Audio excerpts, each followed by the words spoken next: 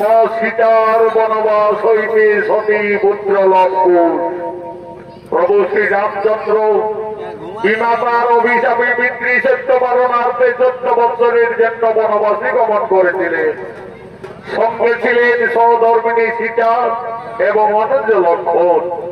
সেই বনবাস থেকে রাক্ষস রাজা রাবণ মা সীতাকে হরণ করে লঙ্কায় নিয়ে যায়। প্রভু শ্রী রামচন্দ্র সাগর বন্ধন করে রাক্ষসকুল বিনাশ করে তার সহধর্মিণী দেবী সীতাকে লঙ্কার থেকে সসম্মানে মুক্তি করে ফিরে আনে অযোধ্যা নগরী। বর্তমানে অযোধ্যার মহারাজ শ্রী রামচন্দ্র এবং রানী মা সীতা আনন্দেই রয়েছেন প্রজাবাসী সকলে।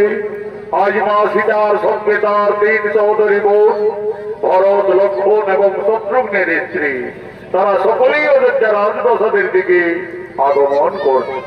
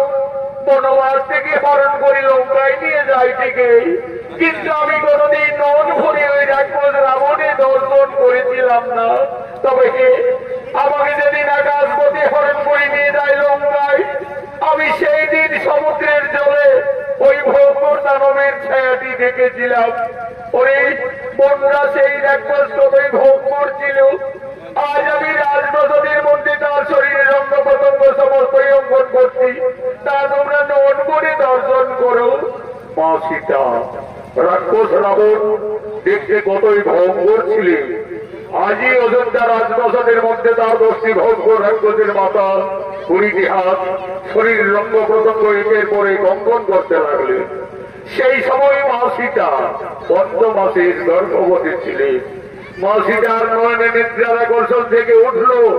সেই রাক্ষসের ছবি অঙ্কন করতে করতে মা জানকী তার উপরেই নিদ্রা যাপন করিলেন। দিদি মান্ডবী জননী দিদি, ওই দেখো আমাদের সীতা দিদির একজন রাবণীর ছবি অঙ্কন করতে করতে নিদ্রান্বিত হয়ে গেলে। আমাদের সীতা দিদি 5 মাসের গর্ভবতী, তার বিশ্রামের খুবই প্রয়োজন। চলো দিদি, ততক্ষণে আমরা 5 দিন অন্তরালি যাই। চলো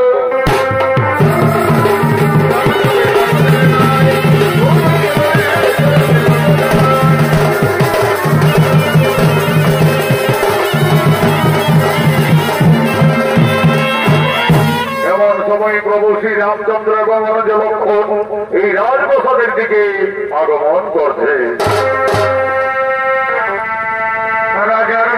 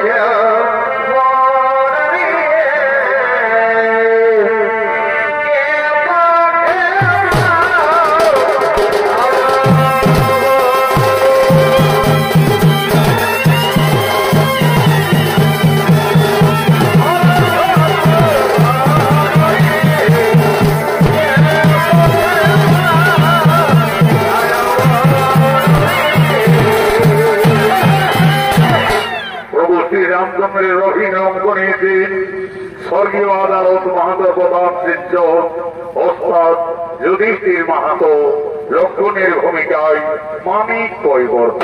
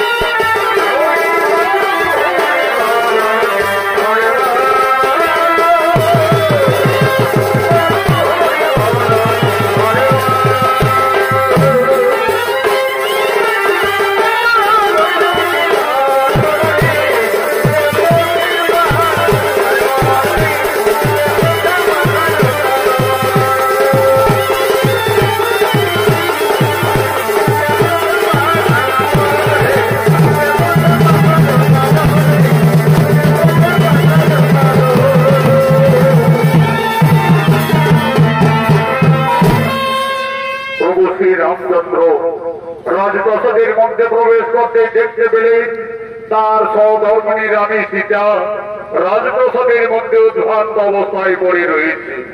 এই কি আমার সীতা ওইভাবে রাজপ্রাসাদের মধ্যে পড়ে আছে কেন? প্রভু শ্রী রামচন্দ্র এসে দেখলেন রাক্ষস রাজা রাবণের ছবি অঙ্কন করে তার উপরে তার স্ত্রী নির্যাতন করে রয়েছে। একই সীতা ওইভাবে লঙ্কেশ্বর রাবণের ছবি অঙ্কন করে রাজপ্রাসাদের মধ্যে অবগাহন করে রয়েছে কেন? না না না না না না, তা হতে পারে না।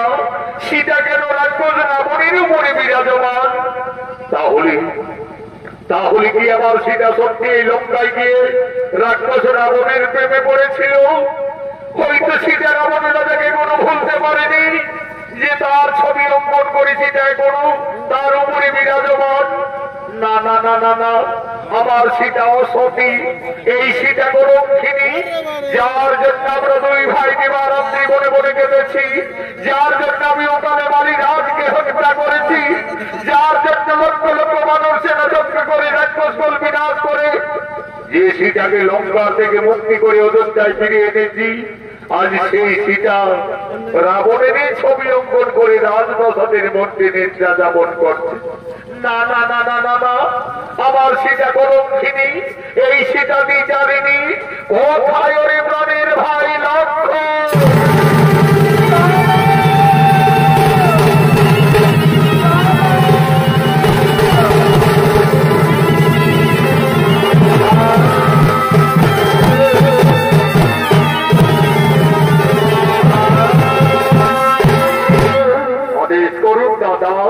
ওরে ভাই লক্ষ্মণ, ওরে আমার প্রাণের ভাই লক্ষ্মণ, ওইতে করে ভাই আমাদের রানী সীতা রাক্ষস রাবণের ছবি অঙ্কন করে রাজপ্রাসাদের মধ্যে নিদ্রা যাপন করে রয়েছে।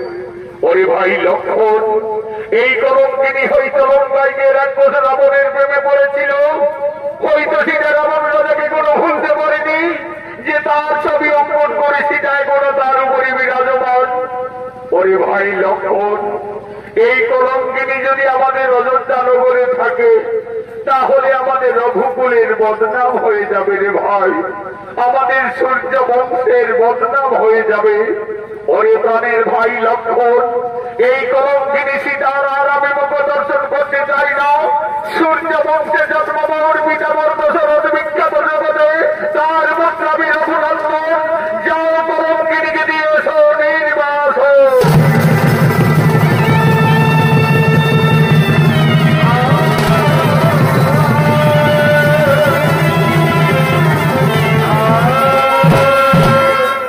দেবী, তুমি একই করলে দেবী, তুমি আজ আমাদের অযোধ্যার পবিত্র মাটিকে কুলসিত করে দিলে।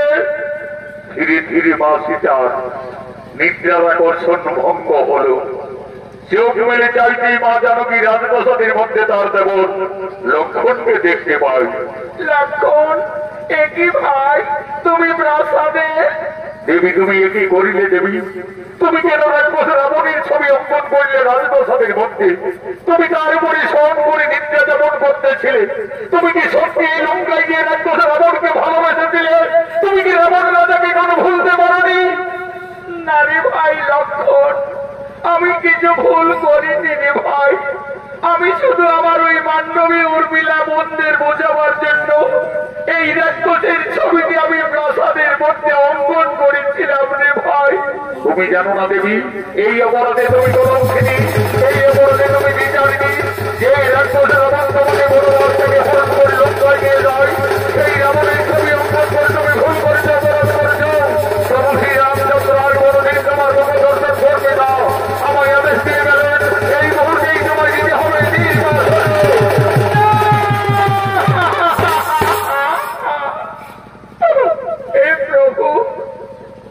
হে প্রভু রঘুনাথ, আজ তুমি আমাকে বিনা অপরাধে কলঙ্কিনী সাজালে।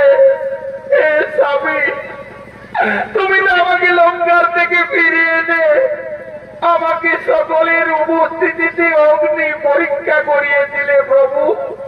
সবকিছু যেন আজ আমি বিচারিনি। ওরে ভাই লক্ষ্মণ, তোমার দাদা যখন আর আমার মুখ দর্শন করবে না, তাহলে আমার এই অযোধ্যা নগরে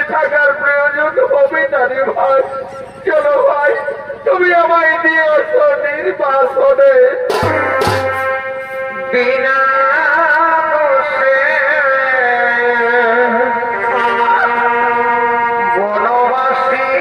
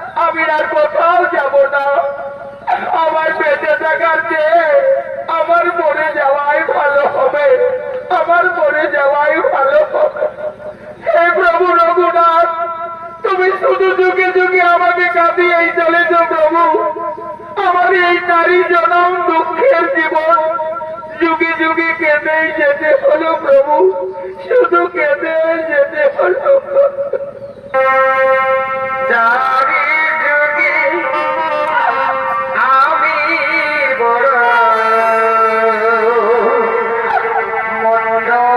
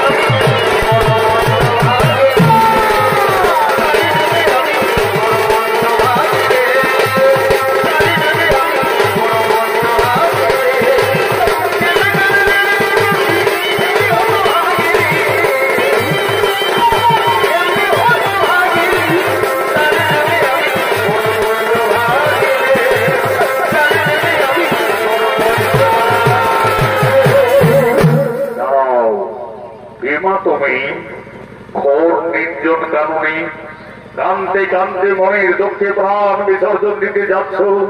তুমি জানো না নারী, মানব জীবনে আত্মহত্যা মহাপাপ। বাবা, আমার বেঁচে থেকে কিছু লাভ হবে না যোগী বাবা। আমার স্বামী আমাকে বিনা অপরাধী কলঙ্কিনী ভেবে আমাকে বনবাসে দিয়েছে বাবা। আমি সংসার হারা জনক নন্দিনী সীতা। মা সীতা, তুমি বনবাসে এসেছ মা। আমি যোগী বাল্মীকি, আমি জানতাম না জানো কি, একদিন না একদিন তোমাকে বনবাসে আসতেই হবে। মা সীতা, তুমি কেঁদো না মা, তুমি কেঁদো না। বিধির বিধান কেউ লঙ্ঘন করতে পারে না মা, বিধির বিধান কেউ লঙ্ঘন করতে পারে না। মা সীতা, তোমার বনবাস জীবন কাটাবার জন্য আমি এই তপবনে পূর্বেই একটি সুন্দর পাতার কুটির নির্মাণ করে রেখেছি। চলো মা জানকী, তুমি না কেঁদে না ভেবে তোমার বনবাস জীবন ওই পাতার কুটিরেই কাটাবে। চলো। আমার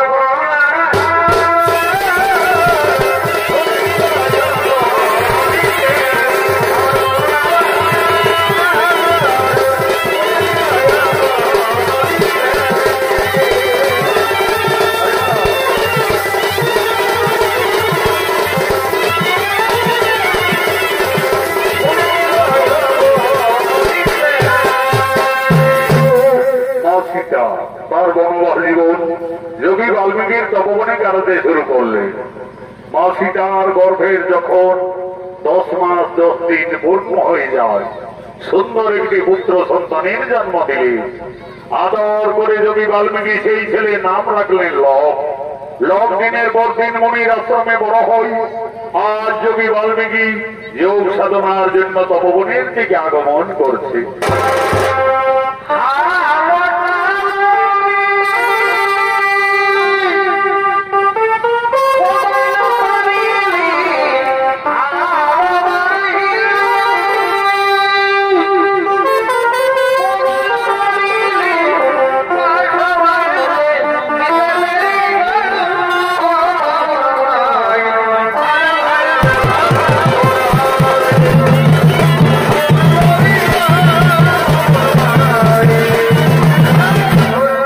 বাল্মীকির অভিনয় নৃত্যশিল্পী জগদীশ মাহাতো।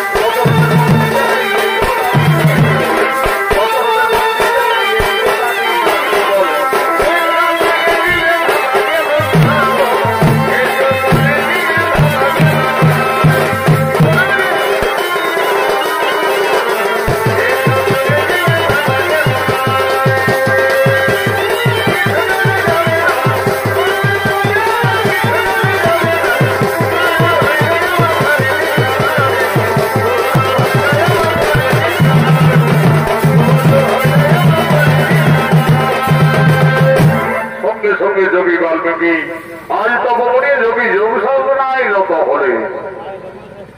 ওম নমো শ্রী ব্রহ্মদেবায় নমো নমঃ।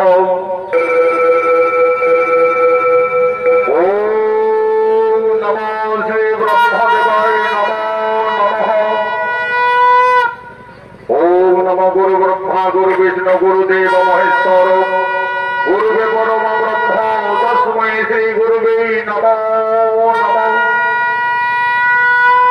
এমন সময় মাসিটা এসে বলছে, বাবা বাবা। কি মাসিটা? বলো মাসিটা, তোমার কি হয়েছে মা? বাবা, আমার পুত্র লোক ওই দিকে বাবা, সে কোন বৃক্ষতলে ঘুমিয়ে আছে বাবা। আমি ততক্ষণে ওই সরোবর থেকে স্নান সেরে জল নিয়ে ফিরে আসছি বাবা। দেখো মাসিটা, তুমি স্নানে যাবে চলে যাও, কিন্তু দেরি করো না মা, কারণ তোমার পুত্র লোক ছোট্ট ভালো, সে খুবই উপদ্রব করে, সে কোন ঘুমিয়ে রইতে থাক, আমি এখন এখানে ধ্যানে আছি। যাও মা, তুমি আর বিলম্ব না করে তাড়াতাড়ি স্নান সেরে জল নিয়ে ফিরে আসতে যাও।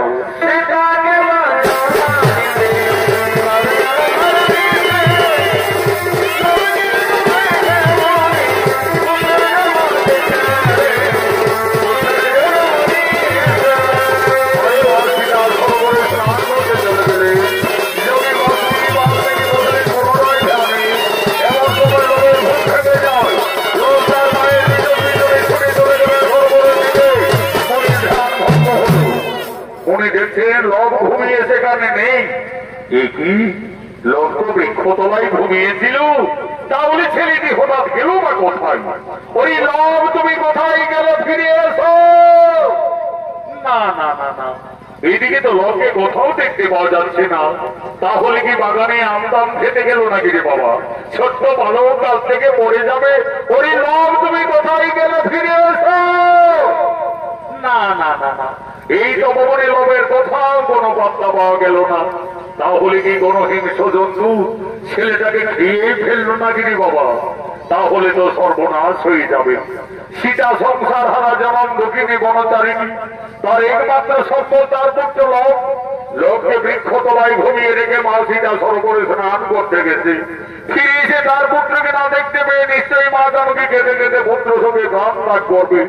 না না না না না, আমি যোগী বাল্মীকি, আমি মা সীতার আর দুঃখ দেখতে পারবো না। যোগী বাল্মীকি লোককে না দেখতে পেয়ে লোভের সময় আরেকটি সন্তানের মনে এই তপবনে সৃষ্টি করছে।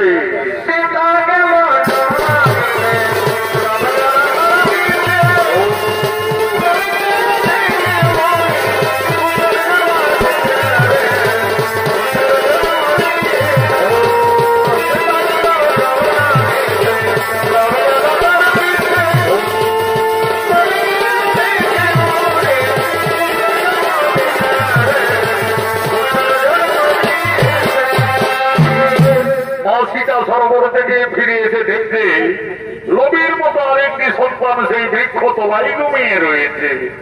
বাবা বাবা, ওই ছেলেটি আমার কোন ছেলে বাবা? কেন মা সীতা, তোমার পুত্র লোভ? তুমি এই তো বলে গেলে বাবা আমার সন্তান ঘুমিয়ে আছে, তাকে তুমি দেখো। আমি তো দেখছি মা, তোমার পুত্র তো বৃক্ষ তলায় ঘুমিয়ে আছে। না বাবা, তোমার কথা ভুল হচ্ছে। এই দেখো বাবা, আমার ছেলে তো আমার পিছনে পিছনে সরোবরে ছুটে গেলেন। মা সীতা, আমার ভুল হয়ে গেছে মা, আমি ভুল করে ফেলেছি মা। আমি ভেবেছিলাম লোককে এই তো ভবনে কোনো হিংস্র জন্তু খেয়ে দিয়েছি। আমি তোমার দুঃখ না সইতে পেরে মা সীতা, আমি যে লোভের মতো আরেকটি সন্তানের সৃষ্টি করিলাম মা।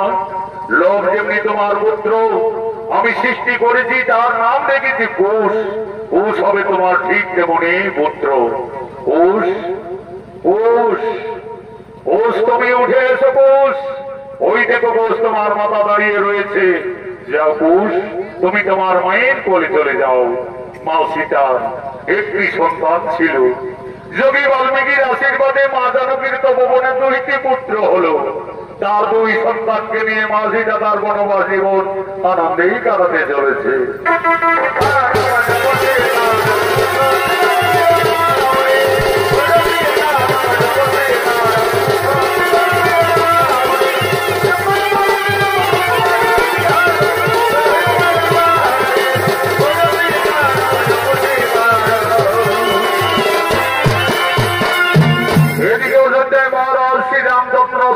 যজ্ঞের আয়োজন করেছে।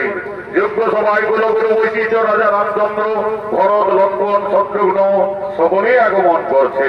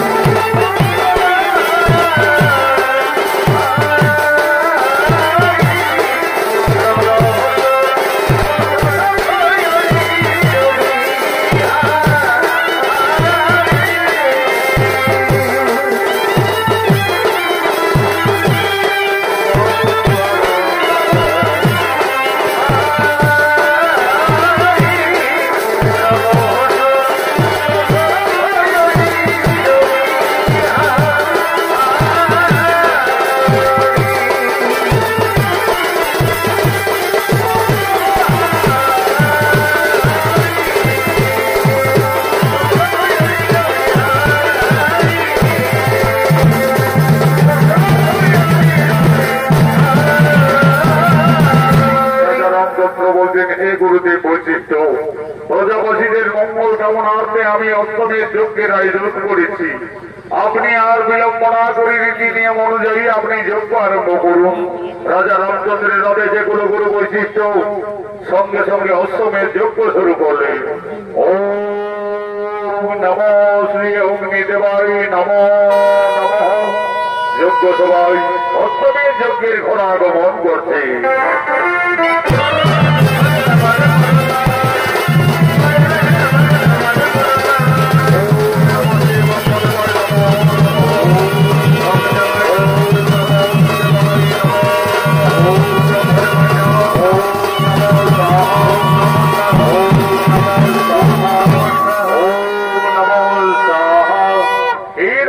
রামচন্দ্র আমাদের অষ্টমের যজ্ঞ প্রায় সমাপনের মুখে। আপনি আর বিলম্ব না করে এই অষ্টমের যজ্ঞের ঘোড়ার কপালে সন্ন্যাস করে লিপিবদ্ধ করুন। এই ঘোড়া রাজা শ্রী রামচন্দ্রের অষ্টমীর যজ্ঞের ঘোড়া। এই ঘোড়া যতদূর যাবে ততদূর অযোধ্যার সীমানা বলে পরিচিত থাকবে। যদি কেউ বাহুবলে বন্দী করে তাহলে রাজা শ্রী রামচন্দ্রের সঙ্গে যুদ্ধ করতে হবে। কুলগুরু বৈশিষ্ট্যের আদেশে রাজা শ্রী রামচন্দ্র অষ্টমের যজ্ঞের ঘোড়ার কপালে লিপিবদ্ধ করিলেন।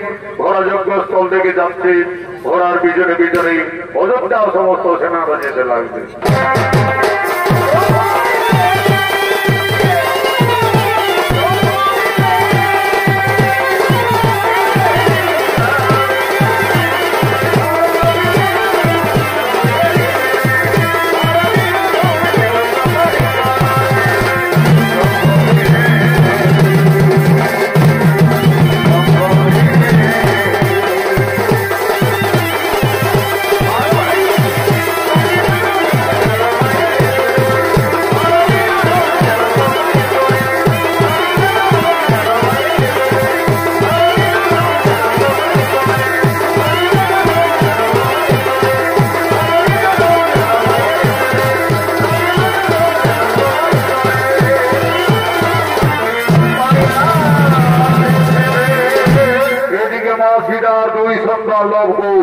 গুরু বাল্মীকি আশ্রমে অস্ত্র শিক্ষা বিদ্যা শিক্ষা শিখতে শিখতে এখন তারা দুই ভাই অনেক বড় হয়ে যায়। আজ তারা মনে আনন্দে মনের তপবনে খেলা করার জন্য দুই ভাই আগমন করছে।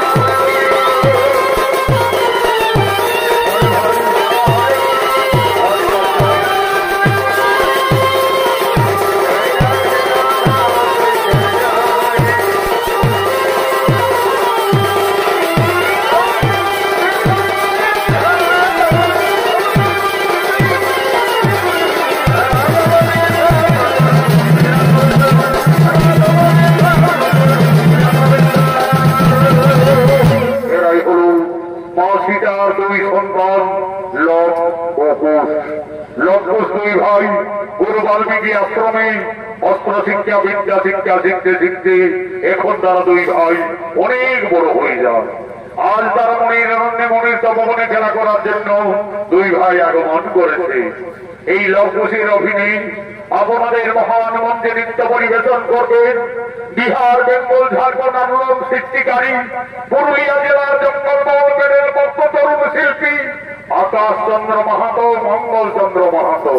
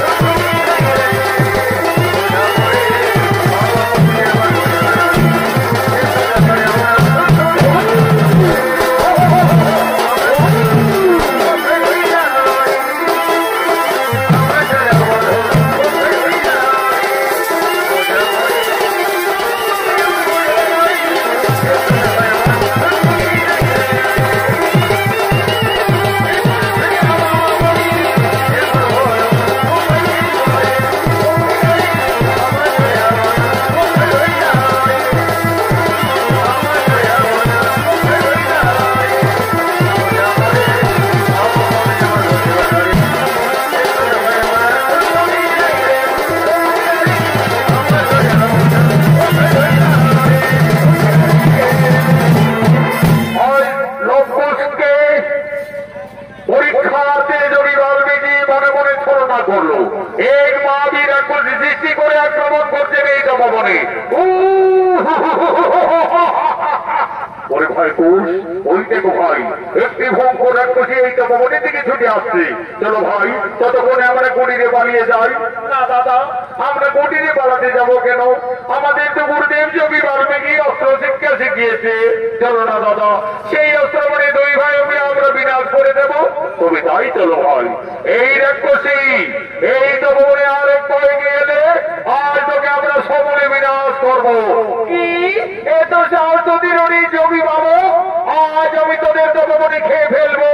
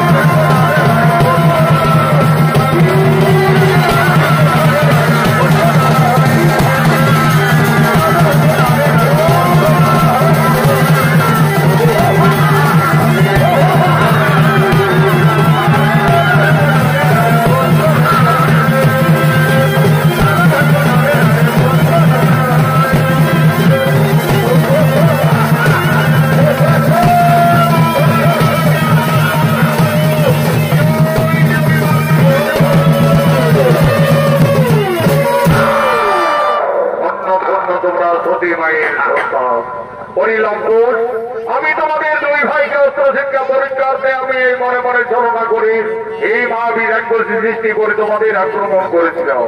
আমার শিক্ষা অস্ত্র বলে তোমরা তরুণ বয়সে যথার্থ এই মহাবীর রাক্ষসীকে বিনাশ করিলে, একে তোমরা সংহার করিলে। পরিলঙ্কুশ, তোমরা দুইজনের শিক্ষায় উত্তীর্ণ হয়ে গেলে। তোমাদের আশ্রমে বিদ্যা শিক্ষা অস্ত্র শিক্ষা সকলেই সম্পন্ন। কালকে আমি তোমাদের তৃতীযোগে মহামন্ত্র দান করব। কিন্তু দেখো লঙ্কুশ, গুরু বাল্মীকির আশ্রমে শিক্ষার পরে যৎকিঞ্চিত গুরুদেবের চরণ ধরে গুরু দক্ষিণা দিয়ে আশীর্বাদ দিয়ে দিতে হয়। মনে রাখবে, কালকে তোমাদের দুই তরুণের গুরু দক্ষিণা দিই। তাই হবে ঋষিবর, আমরা কালকে আশ্রমে আসার সঙ্গে সঙ্গে আমাদের মাতা জননীর কাছ থেকে আমরা যথার্থই গুরু দক্ষিণা নিয়ে আসবো। দেখো লঙ্কুশ, মনে থাকে যেন কালকে তোমাদের দুই ভাইয়ের গুরু দক্ষিণা দিই।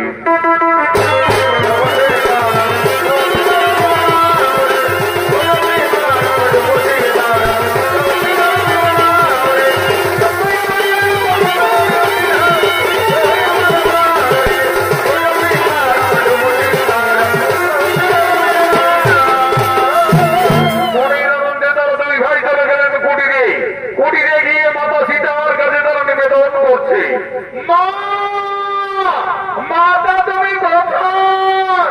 কি হয়েছে লঙ্কুশ? ওইভাবে মা মা চিৎকার করতে করতে কুটির এলি, তো ভবনে কিছু বিপদ হয়েছিল নাকি বাবারা?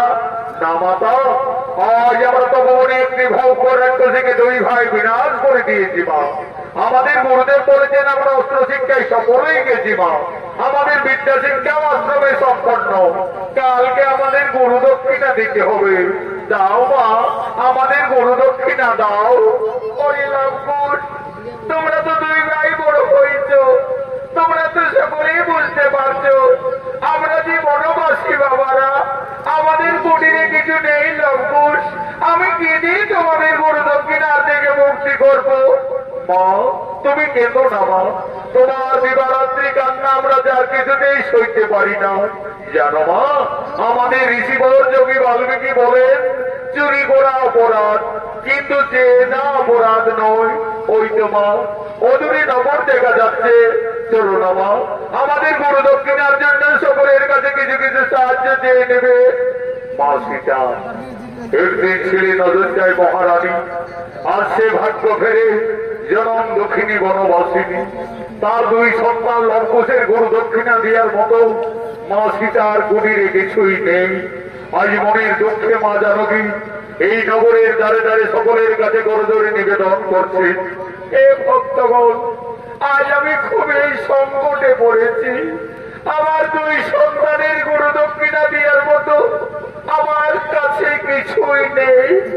আজ আমি সকলের কাছে করজোড়ে নিবেদন করছি, আপনারা সকলেই কিছু কিছু সাহায্য করে আমার দুই অমর সন্তানের গুরু দক্ষিণার থেকে আপনারা মুক্তি করে দিন, মুক্তি করে দিন।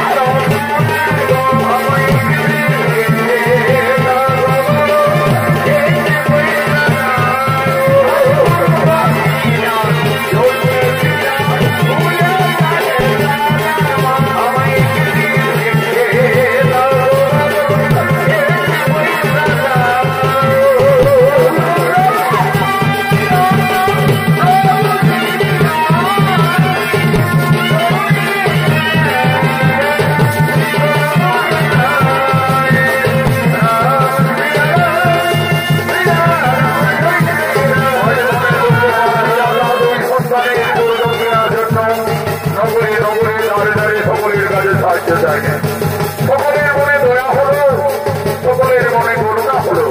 লঙ্কুশের গুরু দক্ষিণার জন্য যে যেমন পারলে সকলেই নিজেকে আর্থিক সাহায্য করলে। মা জানকীর বনবাসী বনে যথেষ্ট অর্থ মুদ্রা হলো। আজ মা সীতা বলছে, ওরে লঙ্কুশ, এই তো বাবারা আমাদের সকলেই দয়া করেছে। এই মুদ্রাশ্রমে গুরুদেবের চরণ ধরে প্রণাম জানিয়ে তোমরা আশীর্বাদ দিয়ে নেবে বন্ধুগণ। মা সীতা নগরে নগরে ভিক্ষা করি, আর যেটুকু অর্থ পেয়েছে সমানভাবে তার দুই পুত্র লঙ্কুশের হাতে মা জানকী তুলে দেবে। আজ মা সীতা বলছে, ওরে লঙ্কুশ, আর বিলম্ব করো না বাবারা। মা তুমি কেঁদো না মা, তুমি কুটিরে যাও মা, আমরা গুরু দক্ষিণা দিয়ে অচিরে ফিরে আসবো মা, অচিরে ফিরে আসবো।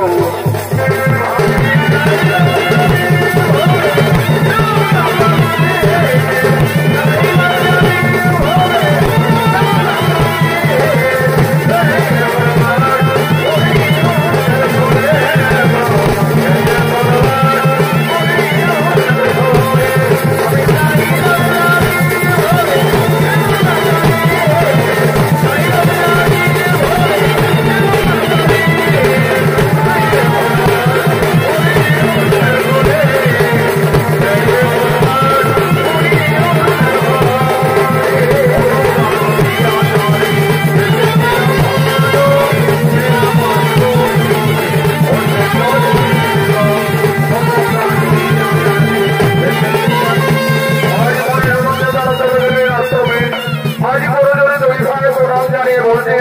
জীবন আমরা আমাদের কোনো দক্ষিণা নিয়ে এসেছি। এই সামান্য অর্থমুদ্রা নিয়ে আমাদের আশীর্বাদ করো, আমাদের কোনো দক্ষিণার থেকে মুক্তি করে দাও। ধন্য ধন্য তোমরা সতী মায়ের ধন্য। আজ আমি আনন্দিত, আমি গর্বিত, আমি তোমাদের পূর্ণ আশীর্বাদ করবো। তোমরা আরো শক্তিশালী হবে, আরো ভয়ঙ্কর হবে। এই নামটি জীবন, এই নাম আমাদের কোনো দক্ষিণা। হরিরপুর আমাকে যে বিশেষ কাজের জন্য কয়েকদিনের মতো খুব ভাষা করে কপিলমুনির আশ্রমে যেতে হবে। তাই আমি এই তপবনে ফিরে আসা না পর্যন্ত তোমাদের দুই ভাইয়ের হাতে এই তপবন রক্ষার দায়িত্ব ভার দিয়ে যাচ্ছি। আমার আদেশ তোমরা পালন করে যাবে। আমি যেন ফিরে এসে এই তপবনে কিছু ক্ষতি না দেখতে পাই। তাই হবে জমিগণ, আমরা দুই ভাই এই তপবনকে রক্ষা করে যাব। এই তপবনের আমরা কিছু ক্ষতি হতে যাব না। তাহলে লঙ্ঘন আমি যাই কপিলমুনির আশ্রমে।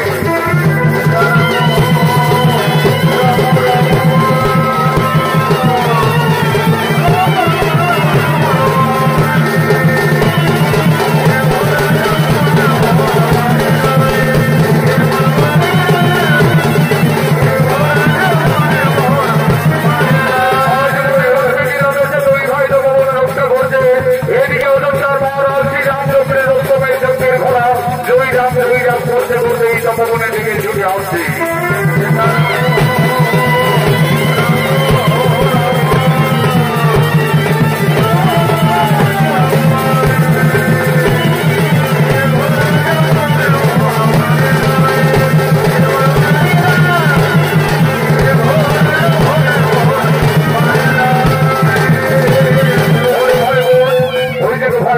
সুন্দর ঘোড়া এই তো ভবনে এসেছে। দাদা আমার ঘোড়ার পিড়ি যাবার খুবই ইচ্ছে করে দাদা। আগে আমি একটু ঘোড়ার পিড়ি যাবো দাদা। ওই ভাই বল নামো নামো নামো। ওই দেখো ওই ঘোড়ার কপালে কি লেখা আছে? কি লেখা আছে দাদা? ওই দেখো ভাই সরকার করে লেখা রয়েছে অযোধ্যার মহারাজ শ্রী রামচন্দ্রের রক্তমের যজ্ঞের ঘোড়া। এই ঘোড়া যত দূর যাবে তত দূর অযোধ্যার সীমানা বলে পরিচিত থাকবে। যদি কেউ বন্দি করে তাহলে মহারাজ শ্রী রামচন্দ্রের সঙ্গে যুদ্ধ করতে হবে। দাদা এই ঘোড়া তো আমাদের গুরু বাল্মীকির তপবনে প্রবেশ করেছে। আমাদের তো গুরুদেব তপবন রক্ষার দায়িত্ব ভার দিয়ে গঙ্গাসা করে কপিলমুনির আশ্রমে গমন করেছে। চলো দাদা গুরুদেবের আদেশে আমরা বন্দি রাখবো, প্রয়োজনে আমরা যুদ্ধই করবো। তবে তাই চলো ভাই। হরি অর্থ তুমি আমাদের বন্ধু, আমাদের সঙ্গে তপবনে খেলা করবে। চলো ভাই বোন আমাদের বন্ধু ঘোড়ার পিঠে ধরে আমরা এই তপবনে খেলা করি।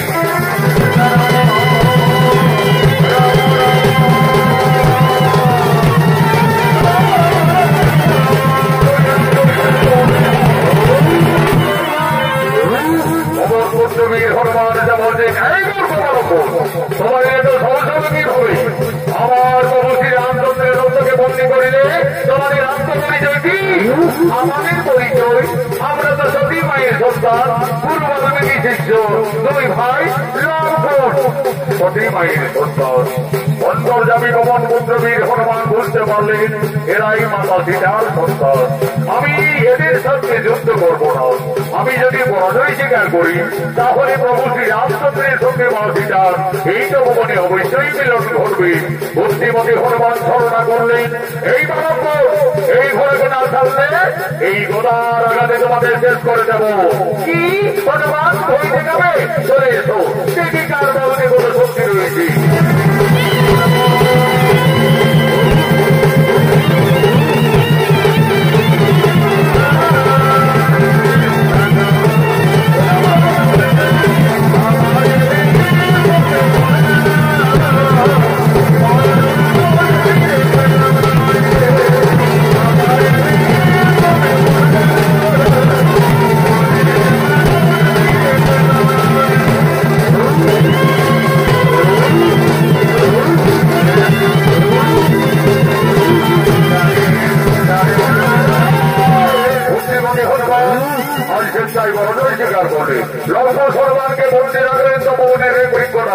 এবার সময় উপস্থিত হয়ে যায় ভরত চন্দ্রগ্ন। এই বালক আমাদের রক্তকে এই তপবনে বন্দী করে কেন মুক্তি করে দাও, তাহলে আমাদের সঙ্গে রণ করতে হবে। হ্যাঁ হ্যাঁ আমরা রণের জন্য প্রস্তুত রয়েছি। চলে এসো দেখি কে হারে আর কে জিতি।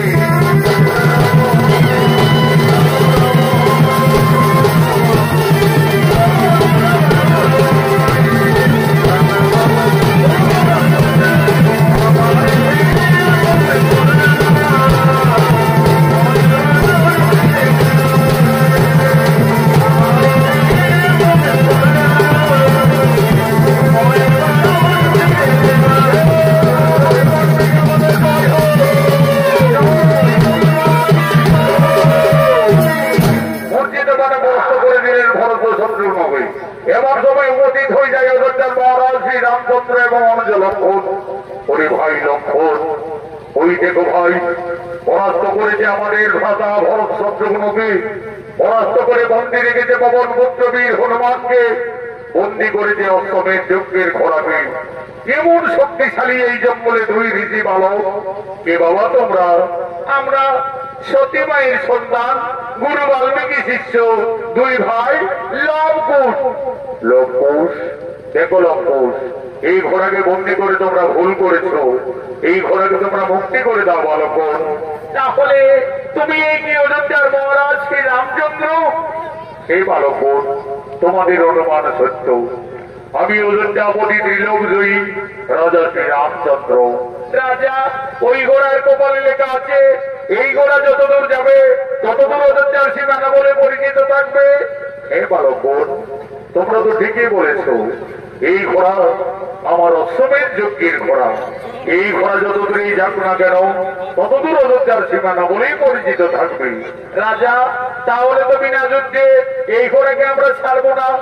আমাদের যোগীবর ঋষি বাল্মীকি আমাদের তদমন রক্ষার দায়িত্ব ভার দিয়ে বিশেষ কাজের জন্য কপিল মুনির আশ্রমে গমন করেছে, তাই তো গুরুদেবের আদেশে আমরা বন্দী রেখেছি।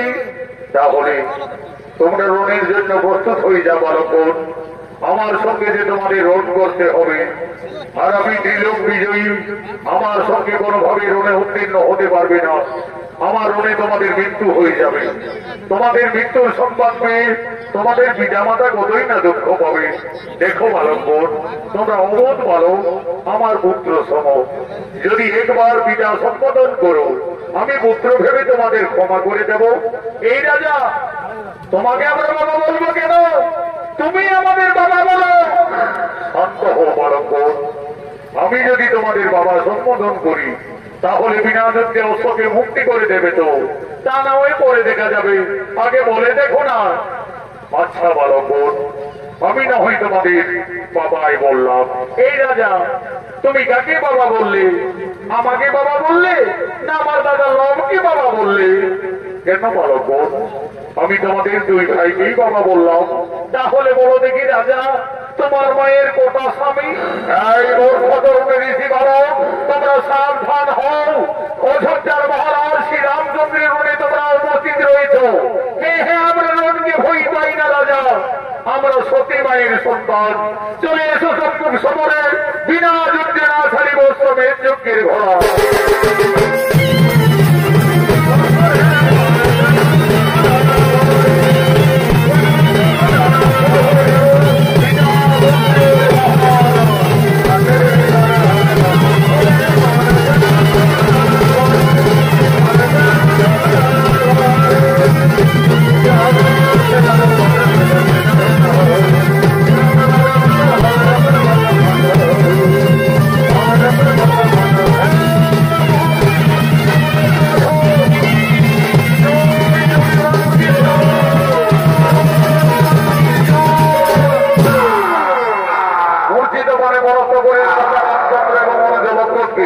এদিকে কপিল মুনির আশ্রম থেকে যোগী বাল্মীকি ফিরে এসে দেখছে লবকুশ সর্বনাশ করে রেখেছে। ওরে লবকুশ, আমার অবর্তমানে এইভাবে তপবনে অত্যাচার কেন? ঋষিবর, আমরা তো তোমার আদেশ পালন করে চলেছি। এই তপবনে রক্ষা করতে গিয়ে এই সমস্ত যোদ্ধাদের রণে পরাস্ত করে রেখেছি। ঋষি দাদু, আমরা একটি জান্ত হনুমানকে পরাস্ত করে এই জঙ্গলের লতায় পাতায় বন্দি করে রেখেছি। তোরা আবার হনুমান নাকি? কোথায় হনুমান বন্দি করেছে? এই যে করেছি দাদু, ওই দেখো। এই যে আবার পবন পুত্র বীর হনুমান চিনি বাবা, এই হনুমানের সঙ্গে ঝগড়া করেছ। ওই লঙ্কুশ, এই দাদাদের না জেনে না শুনে কেন আঘাত করিলি? যা যা যা, তোদের মাতা সীতাকে তোরা তপবনে ডেকে নিয়ে আয়। তোদের মাতায় বলবে ওই রাজার সঙ্গে তোমাদের পরিচয় কি। মা, তুমি তাড়াতাড়ি তপবনে এসো মা। ওরে লঙ্কুশ, তপবনে কি হয়েছে বাবারা? মা, আজ আমরা যুদ্ধে জয়ী হয়ে গেছি মা। একটি জান্ত হনুমানকে পরাস্ত করে আমরা এই জঙ্গলে বন্দি করে রেখেছি মাতা। ওই লঙ্কুশ, কোথায় তোমরা হনুমান বন্দি রেখেছো বাবারা? ওই দেখো মাতা, ওই তো ভবনের বৃক্ষ ডালে। ওরে লঙ্কুশ, এ তো পবন পুত্র বীর হনুমান। এই হনুমানকে তোমরা কেন বন্দি রেখেছো বাবারা? যে লবকুশ, হনুমানকে তোরা তাড়াতাড়ি মুক্তি করে দে। ওই হনুমান একদিন আমার মান রেখেছে, ওই হনুমান আমার জন্য লঙ্কায় কতই না দুঃখ পেয়েছে। যে বাবারা, তোরা হনুমানকে ছেড়ে দে। মা সীতা, ওদিকে তো তুমি হনুমানকেই দেখেছো, আর এই দিকে তাকিয়ে দেখো মা, তোমার সন্তানরা, তোমার স্বামী, তোমার দেবতাদের সকলকেই রণে জর্জরিত করে রেখেছে। ওরে লবকুশ, এ তোরা কি করিলি বাবারা? তোরা কাদের সঙ্গে রণ করেছো, যুদ্ধ করেছো? তোরা তো সকলই সর্বনাশ করে দিলে লবকুশ। আমার হাতের শাখা সীতার সিঁদুর আজি তপবনে সকল মুছে দিলে বাবারা। বাবা, আমি আমার বনবাস জীবনে তোমার কাছে কোনোদিনই কিছু চাইনি বাবা। আজ আমার দুই অমন সন্তানই ক্ষমা করি, আমার স্বামী এবং দেবরগণকে পুনরায় জীবিত করে দাও বাবা, পুনরায় জীবিত করে দাও। মা সীতা, তুমি কেন না মা, তারা কেউ মারা যায়নি না, তারা লবকুশের রণে পরাস্ত হয়ে সকলে জ্ঞানহারা অবস্থায় পড়ে রয়েছে। আমি এক্ষুনি কমণ্ডল জল থেকে সকলের জ্ঞান পুনরায় ফিরিয়ে দেব।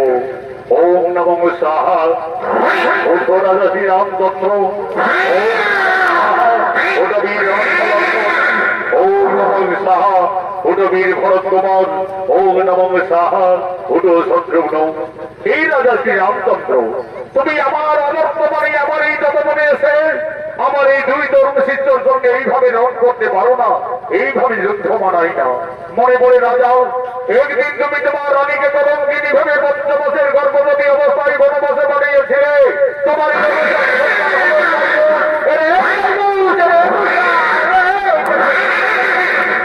শুনে যাও লঙ্কুশ, যাদের সঙ্গে তোমরা ঝগড়া করছো, যুদ্ধ করছো, মারামারি করছো, তারা দেখে তোমরা জানো না, চেনো না, তারা তোমাদের এই বংশের লোক, সম্পর্কে সকলেই তোমাদের কাকা।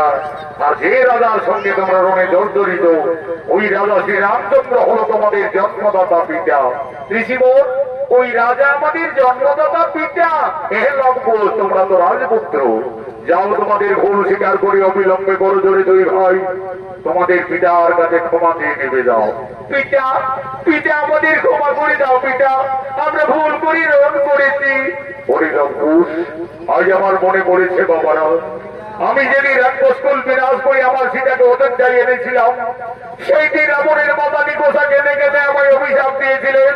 বলেছিলেন, ওরে বনবাসী শ্রী রামচন্দ্র, আজ যেমন পুত্র শোকে আমাকে কাঁদতে হচ্ছে, আমিও তোমাকে অভিশাপ দেব। তুমি ত্রিলোক জয়ী হলো, একদিন না একদিন তোমার অপরাজয় নিশ্চিত হবে তোমার মন্ত্রের হাতে। আজ আমার সেই অভিশাপের কথা মনে পড়িল লঙ্কুশ, তোমরাই আমার পুত্রগণ, এসো বাবারা আমার পক্ষে এসো। মা সীতা, আর তুমি কেঁদো না মা, তোমার দুঃখ শেষ হয়ে গেল মা, তোমার বনবাস জীবন শেষ হয়ে গেল, তোমার আনন্দের দিন এসেছে। যাও মা, তোমার পরিবারের সকলেই তোমার অপেক্ষায় দাঁড়িয়ে রয়েছে। রাজা শ্রী রামচন্দ্র একদিন মা সীতাকে কলঙ্কিনী ভেবে পঞ্চমাসের গর্ভবতী অবস্থায় বনবাসে দিয়েছিলেন। যদি বাল্মীকির কৃপায় ফিরে পেলেন তার স্ত্রী সন্তানদের, আনন্দ হল। জয় জয়কারে ভক্তপবন পুত্র বীর হনুমান বলছেন, বড় বড় সীতাবতী রাজা শ্রী রামচন্দ্র কি